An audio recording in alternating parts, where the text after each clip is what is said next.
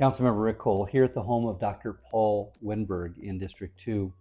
Dr. Wennberg is the professor of atmospheric chemistry and environmental science and engineering at Caltech. No issue has been more vexing in the weeks since the fires than the whole question of the safety of the air that we breathe, especially for young people, for older people, for people with health conditions. With all the ash kicked up by the incineration of thousands of homes nearby, the question is the air safe to breathe? Does it have asbestos, lead, arsenic, and other toxins?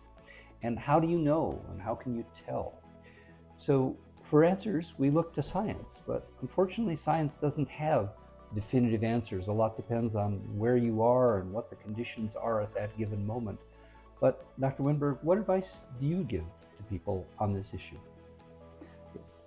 Yes, it's hard, right? Because everyone is different. Everyone has a different risk tolerance, and risks are indeed different, right? If you have a toddler in your house compared to if you're just old people like you and me.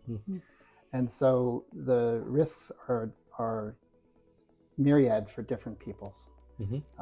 But there's some standard things that I certainly recommend, and that's to try to keep our homes clean.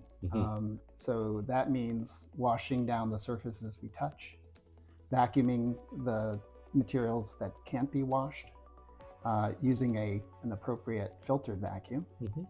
And then for the air, to make sure our air in our homes is clean, you can make sure that the filters in your HVAC system are changed on schedule.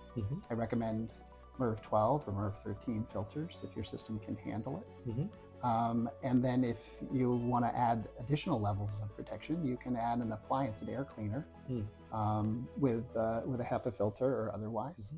You can build these yourself. There's lots of kits on the internet for how to make these things with a box fan. So keep your air clean, keep your surfaces clean, and try not to track new materials into the house by washing out your patio driveway and changing your shoes when you get to the door.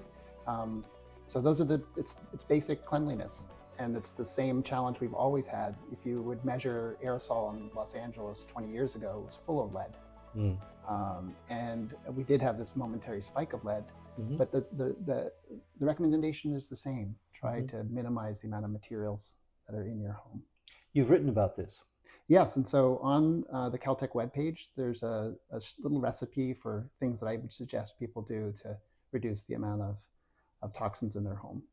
Our health department has come up with similar recommendations. There's no foolproof way of keeping safe in an environment like ours, but use your common sense. Be prudent and be safe.